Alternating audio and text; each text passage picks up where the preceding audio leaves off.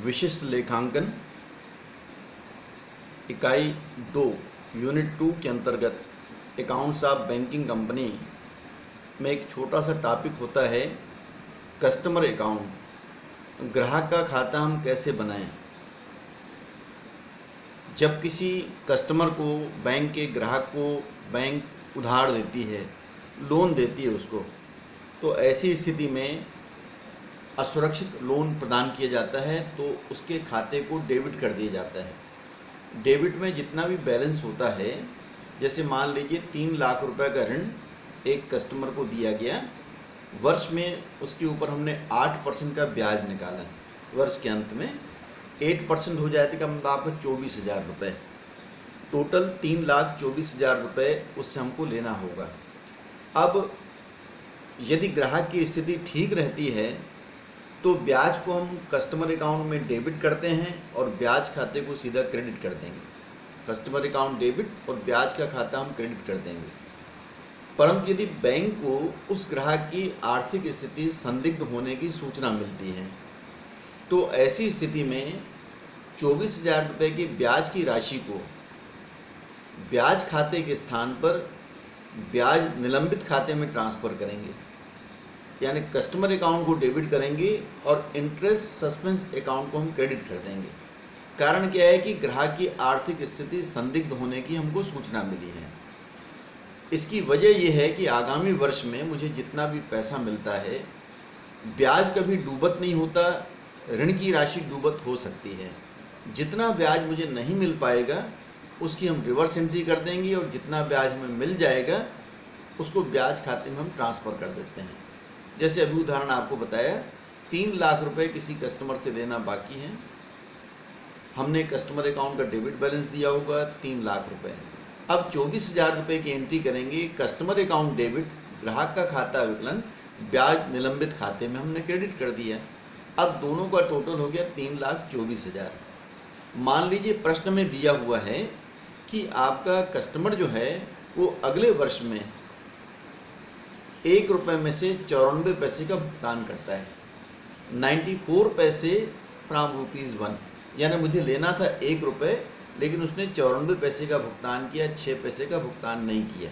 अब देखिए ऋण की रकम 3 लाख है, 3 लाख का हम निकालेंगे 94%, यह आपका हो जाएगा 2,82,000 और 6% 18,000 मुझे नहीं मिला। उसी प्रकार ब्याज था 24,000 रुपये, उसका 94% निकालेंगे, ये आपका हो जाएगा 22,560 रुपये और जो 6% नहीं मिला वो आपका 1,440 रुपये इसके अंतर्गत हो जाएगा। यानी कुल मिलाकर 2,82,000 और दूसरा आपको बताया मैंने 22,560 रुपये मुझे मिल गए। यानी दोनों का टोटल पूरे 3,24,000 का जो मुझे 94 पैसे मिल जाएगा, उसके लिए आगामी वर्ष में जो हम एंट्री करते हैं तो कैश अकाउंट डेबिट, रोकड़ खाता हम डेबिट कर देंगे, ग्राहक का खाता क्रेडिट कर देंगे, क्योंकि पैसा मुझे मिल गया। दोनों का जितना भी टोटल आएगा 3,04,560 रुपये।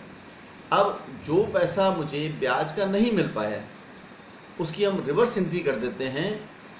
हम क्या करते हैं, ब्याज निलंबित खाता विकलन, ग्राहक का खाता क्रेडिट कर देंगे। जो मुझे आपका राशि 1,440 रुपये ब्याज की नहीं मिली उसको कर देंगे इंटरेस्ट सस्पेंस अकाउंट डेबिट टू, आपका कर देंगे इसके अंतर्गत कस्टमर अकाउंट 1,440, और जो 18,000 रुपये जो मुझे ऋण की राशि नहीं मिली उसके लिए एंट्री कर देंगे बैड डेट्स अकाउंट डेबिट और क्रेडिट कर देंगे कस्टमर अकाउंट। इससे आपका कस्टमर अकाउंट क्लोज हो जाएगा। और ब्याज में से, ब्याज निलंबित खाते में से जो ब्याज की राशि मुझे मिल गई 22,560 रुपये, उसको हम ब्याज खाते में ट्रांसफ़र कर देंगे। तो इंटरेस्ट सस्पेंस अकाउंट डेबिट, ब्याज निलंबित खाता विकलन और ब्याज खाते में हम 22,560 रुपये क्रेडिट कर देंगे, जितना ब्याज मुझे मिल गया। अब जो ब्याज मुझे मिल गया उसको वर्ष के अंत में हम लाभानी खाते में ट्रांसफ़र कर देते हैं। एक छोटा उदाहरण मैंने आपको बताया, ये आपका एग्जाम्पल नंबर 12 जो आपकी किताब में दिया हुआ है उसको मैंने समझाने का प्रयास किया है। पूरी एंट्रीज़ 6 प्रकार की एंट्रीज़ इसके अंतर्गत करते हैं और प्रायः 3 अकाउंट इसके अंतर्गत बनाने के लिए कहा जाता है।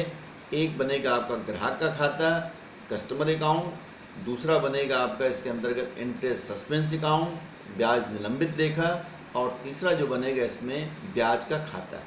तो ये 3 अकाउंट इसके अंदर बना लेंगे। बड़ा छोटा सा प्रश्न कस्टमर अकाउंट के बारे में कभी कभी 16 नंबर का बैंक अकाउंट के अंतर्गत पूछा जाता है, आप इसको समझने का प्रयास करेंगे।